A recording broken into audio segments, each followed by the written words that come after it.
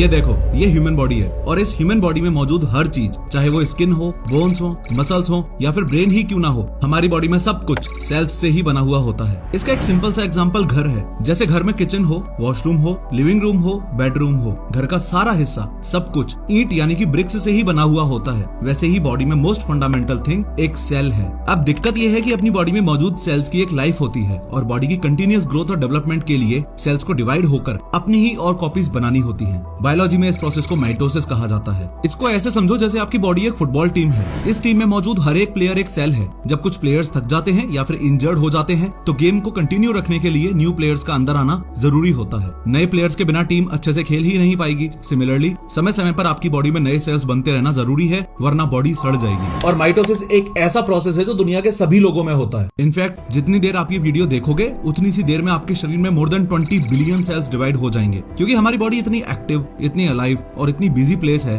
कि हर सेकंड में 2.5 crore sales divide होते हैं। अब जब हमारी बॉडी में ये सेल्स ग्रोथ होती है तो उसके कुछ नियम होते हैं। नॉर्मल सेल्स के लिए ये रूल्स हैं कि सेल्स ग्रो करेंगे, डिवाइड होकर अपनी कॉपी बनाएंगे और फिर रुक जाएंगे, यानी ग्रो, डिवाइड एंड स्टॉप। लेकिन कुछ फैक्टर्स की वजह से किसी के भी शरीर में ऐसी सिचुएशन आ सकती है जब ये नॉर्मल सेल्स अपने आप को डॉन समझने लगे और इस ग्रो, डिवाइड एंड स्टॉप के रूल को फॉलो करना बंद कर दें। तो एक ऐसी कंडीशन जिसमें सेल्स अनकंट्रोलेबल तरीके से ग्रो करने लग जाएं, उस कंडीशन को ही कैंसर बोला जाता है। नाउ आई एम श्योर कि कभी भी अगर आप न्यूज वगैरह में सुनोगे कि अनफॉर्चुनेटली किसी को कैंसर हो गया है, तो आप ये समझ पाओगे कि बॉडी में बायोलॉजिकल लेवल पर एग्जैक्टली क्या हुआ है। और एक बात और,